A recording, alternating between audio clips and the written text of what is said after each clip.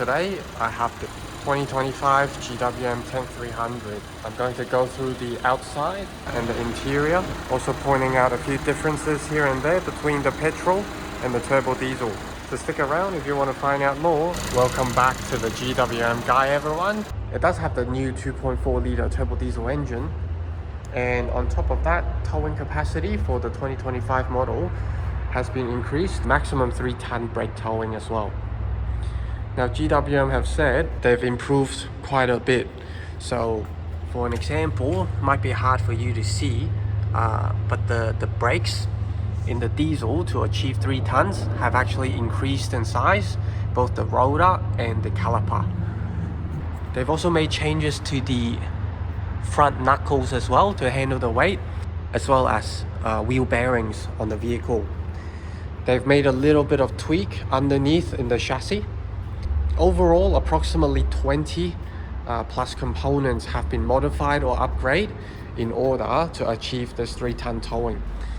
GWM have said the Tank 300 petrol as well as the Tank 300 hybrid will also get the 3-ton upgrade.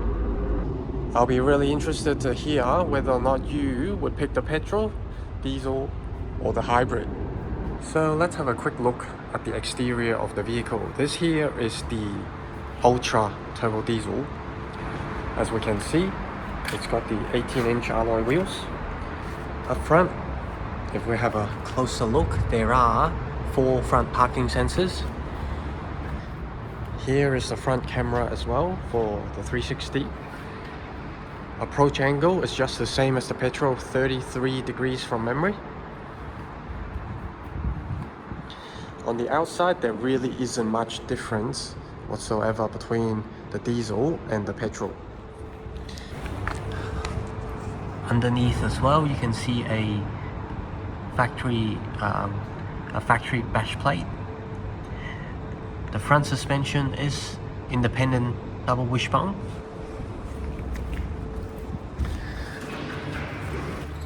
Ground clearance is around 220 something. I'll have that written on the screen. And you can see the protection goes all the way to the cross beam here.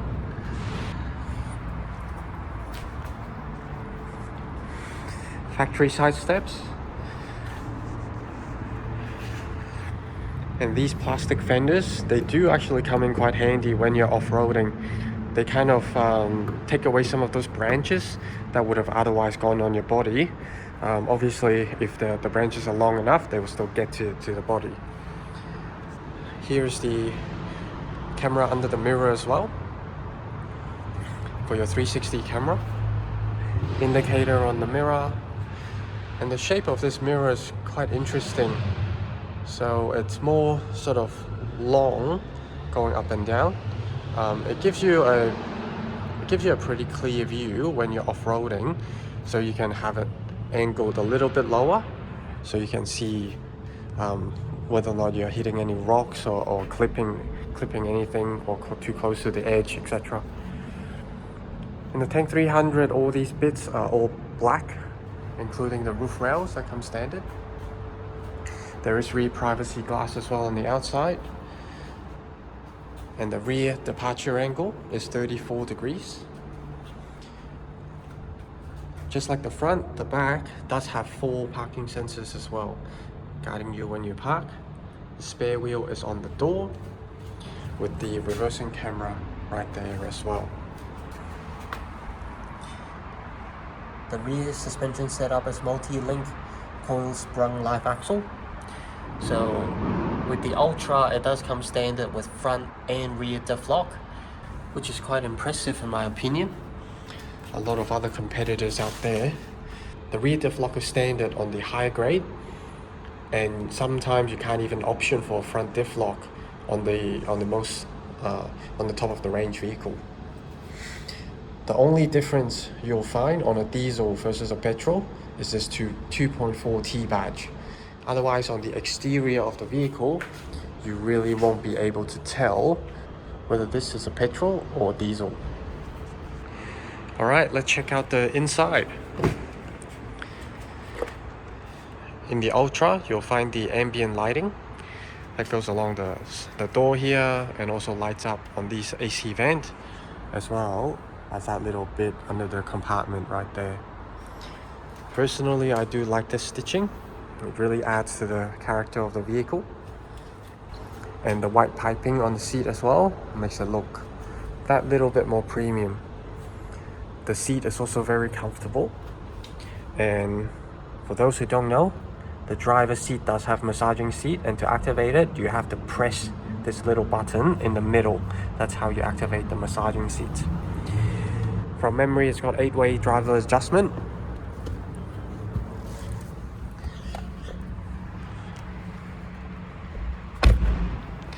Let's start the vehicle.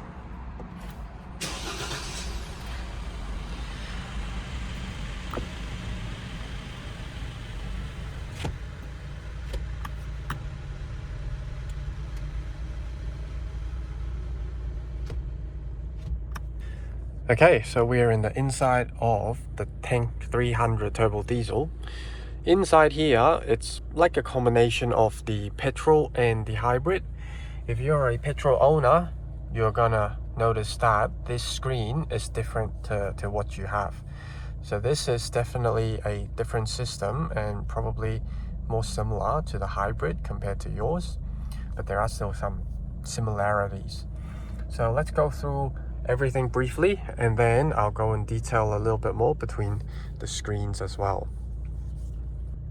In front of you, you have the steering wheel with your control on the left for your infotainment, and then for your cluster control on the right as well. Up top, you do have your plus and minus paddle shifters.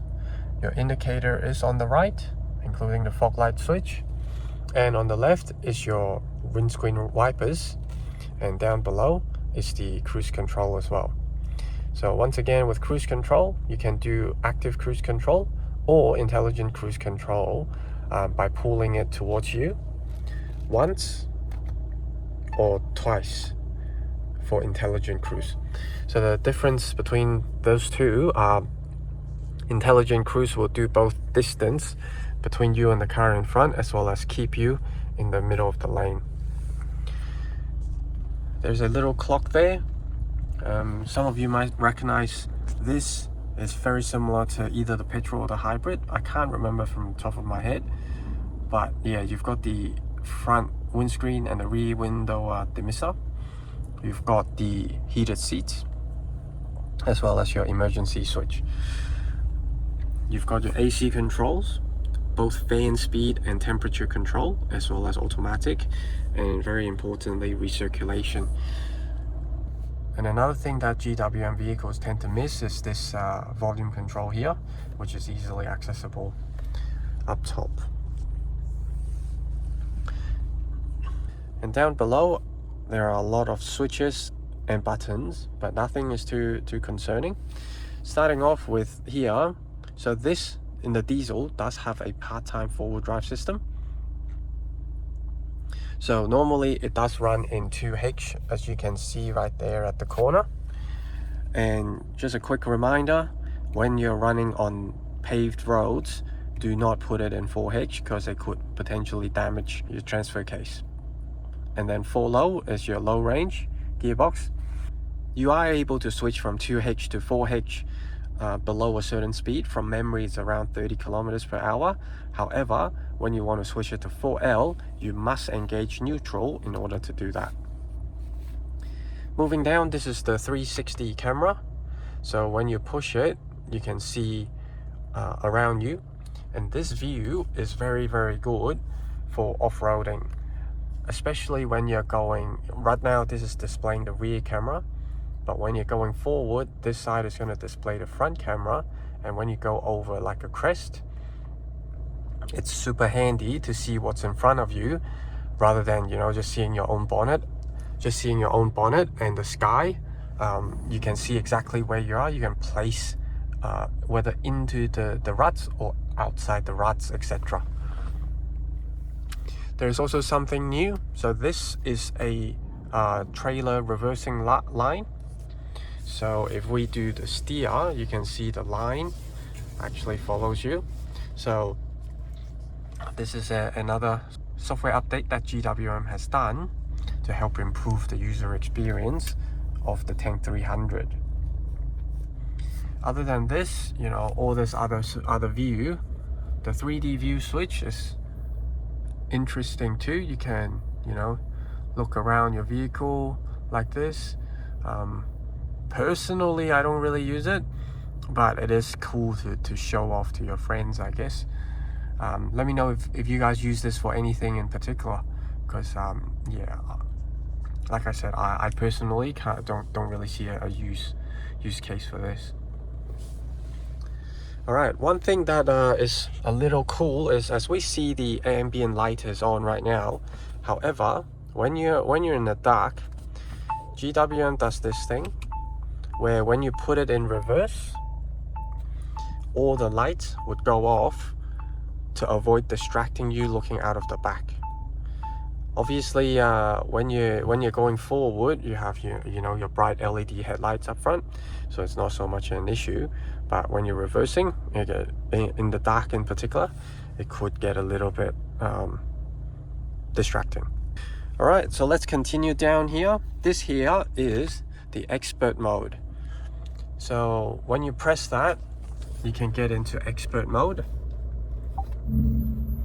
where you are able to adjust your own drive mode, your throttle response, basically your steering weight, and your electronic stability control as well. There is a conqueror's perspective in this in the expert mode. However, it is sort of stitched the left and right image into this front view as well. I personally don't like this. I prefer the standard 360 cameras front view, but yeah, maybe some people prefer this. And then the off-road front page as well, so you can see your roll and pitch. You can see, for an example, your steering wheel angle, your diff lock engaging right here, your tire pressure, which is obviously very important, and you can also see whether or not your off-road cruise control and your tank turn has been activated. Behind that is just a handbrake switch, so obviously release and then to engage. This here is auto brake hold, so once you've engaged this, when you come to a complete stop at a set of lights, it's going to hold the car for you. The aviation gear stick here, to engage gear you have to press the button on the side and then you pull, and to park you just push this P button as well. And this here is your drive mode for when you're in 4H. So that includes snow. In fact, let me just do it very quickly. So normal mode, snow mode is what you can select. That was engaging the drive. That sound effect was engaging drive. Alright, so now we're in 4 low as well. Once again, it's just to chuck it in neutral to engage 4 low. So we were in rock mode just then. As we turn the dial here, there's mountain, pothole, normal, mud and sand. So that's what they are.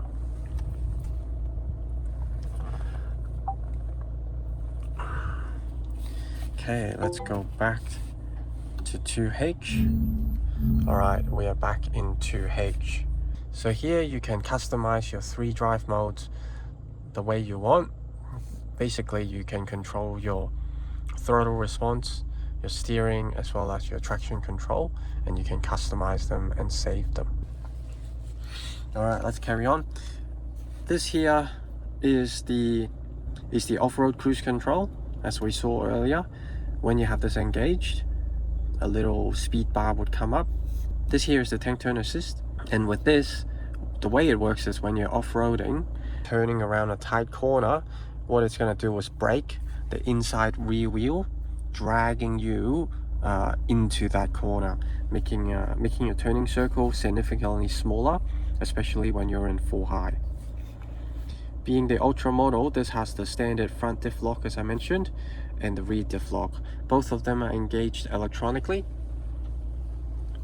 making it very easy to use.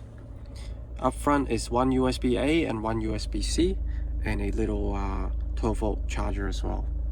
Here is also a wireless charging pad, and here there's a little cubby hole which is air conditioned.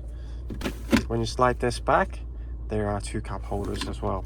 Overall, you know, this little compartment is decent size. It's not that big, but it is still pretty decently sized. I don't think I mentioned this side yet. Here's your cluster light switch. Here's your manual electronic headlight adjuster, your traction control button, and your downhill assist. Over here is a little storage cubby. Not 100% what it's for, except not for cigarette or smoking. On the driver's side, you guys can see very clearly that there is a camera there. You don't really see that with your naked eye, but that's an infrared camera that monitors the driver, looks out for things like yawning and rubbing of eyes, etc., and also just being distracted overall. And when it happens, it will come up with a warning for you. The petrol does not have this. So one difference is the petrol will have a grab handle here for you to get in and out, just like the front passenger side, but the hybrid and the diesel doesn't because of this camera. Petrol doesn't have it, but I can tell you that this is better than the hybrid one. Now, some people still complain about this, but most of the time it's because they are just not used to the car telling them what to do and what not to do. Like, you know, please take a break. People just have this thing about being told what to do, and they find it very annoying, even though they were actually yawning and, you know, or showing signs that they are tired and probably needs a break. Over here there's a automatic mirror, there's a USB as well, and up top this is something a little new. I'm not 100% sure where this is made available, but this is a pre-wired 12-volt switch button. And this here is just the door illumination light. Here's the opening of the sunroof and closing of the sunroof. Sunglasses holder. You've got 2 very decent sized sun visor as well, and I find these are actually very good, especially when you've pushed it out front like this. You can see there's basically no gap, so when the sun is actually in front of you, you do not get the sun in your eyes anymore. So I find these just the way that this all lines up all the way across is just really handy. You can see there's a tiny bit of a gap there, but most very likely you are not going to have the sun coming through right at your eyes through that little hole. So yeah, I find it very, very good. Now let's go through the cluster. Something that is quite different to the petrol, as mentioned, is this driver cluster. The biggest thing is here you can choose the guide mode, where the map comes up as you drive along, making it very easy for you to know where you're going. But what I like the most is actually the off-road mode. When we switch to this, you get your compass, you get your pitch angle, your roll angle, you've got your speed, you've got your revs, very clear, you've got your steering angle as well as your locks showing there. You've got a little compass as you drive along, or you can just choose some of these other four-wheel drive related information. You can see the fuel consumption is quite high because I've been idling here for quite a bit. Overall, I've been averaging 9.1 liters here for the last 14 hours of driving. And this 9.1 includes a bit of four-wheel driving as well. So if you were wondering about the real-world fuel consumption compared in the Tank 300 diesel versus the petrol, hopefully this gives you an idea. The diesel is quite a bit better compared to the petrol. Alright, now let's have a look at this. Here's the screen. Now this might look a bit more familiar to the hybrid because once again this is the updated system versus the petrol one. With your vehicle setting, you've got quite a lot of different options, and the thing is driver monitor now has a memory, and some of these settings can now remain rather than having to be switched off every time, which is very welcomed. And in the drive, so this is the one, make sure you have this driving mode memory selected. That way, every time you restart, everything that can remain off will remain off. And another thing that's different is this here, the addition of a ELK switch off on the shortcut screen. So if you don't see it, just press the custom button and it should come up on the side for you. And another thing is, this is how you can adjust the media volume as a front passenger, is to swipe down to the shortcut and do it from the screen rather than reaching towards the steering wheel of the driver. The front seats does have ventilated and heated seats, so that comes in very handy during cold winters as well as hot summer days. The speakers as well, it's got 9 speaker. The diesel has a slightly different system to the petrol. The petrol has the Infinity 9 speaker, and the diesel actually has an in-house premium system from GWM. Let's go to the back seat. Now in the back, once again, you've got this carry-over stitching here, your ambient lighting, you've got your speaker grills, you've got a grab handle, and not only that, you see this little design. I'm not 100% sure what it's for.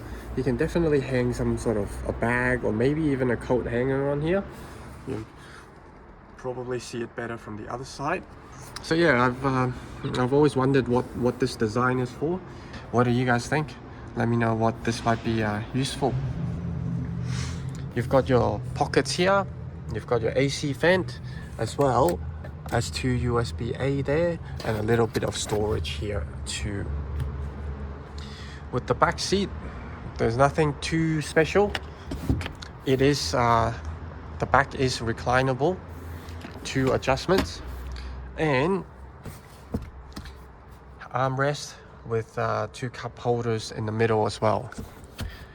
Now, something that a lot of people might not be aware of is, most people just fold the seats down like this, and as you see, the seat is on a really steep angle like this. The proper way to fold the seats down is, you see this little flap? Flip the seat up first, flip the seat base up first, and then this folds in, making it really, really flat. Let me just jump to the other side and do it on the other side as well. So once again, there's a little flap here. You see it's opened right up. Seat comes down, nice and flat area here. To open the tailgate, there is a little button here. And this opens up a really nice and flat area. So if you're looking at modifying your Tank 300 to have a massive drawer set just catered for 2 people, stuff like that, you can still keep the car standard, so to speak, while putting a pretty big drawer set into the vehicle. Under here is just the jack, triangle, as well as I believe this is a subwoofer. Okay, and a little thing that some people don't know, this boot floor, you see these little slots here? They actually allow you in the diesel to use those legs to turn this into like a bit of a picnic table. Personally, I'm not a huge fan of it, but yeah, it's still something pretty handy in a push come to shove kind of situation. On the back here, there's a little 12 volt. There are little hooks as well, little hooks here, and on this side there's a little pocket and also more hooks up top. There are tie down points, 2 here, 2 here, and 2 here as well. So overall, this back space and this interior is pretty handy. On the door itself, there are 2 little pockets up top, 2 hooks and also a little net just there. And when you're on a little bit of an angle on the road where the door might slam on you, this is a handy bit of kit. So during normal time it's unlocked, but all you need to do is just twist it. Now it's locked and the tailgate won't shut on you. Just remember to unlock it before you shut it, otherwise it's just going to be jammed. One thing I have noticed is quite often you will need to slam this shut, otherwise you'll have to shut it again. I think it's just because the rubber seal here is sort of like extra thick to prevent any dust going into the vehicle. So that's why you just need to sort of slam it a little bit. Not sure if I mentioned yet, but LED tail lights are standard on the vehicle. I'd be keen to hear what you guys would do with this space. Even if you use it to carry goods, etc., this is a very, very usable space, given the boxy style of the vehicle as well. From memory, it was 400 liters of boot space, and when you do this, it's 1,635 liters approximately. So yeah, this pretty much sums up the overview of the 2025 GWM Tank 300 diesel. If you have any questions, feel free to leave me a comment. I'll try my best to get back to you.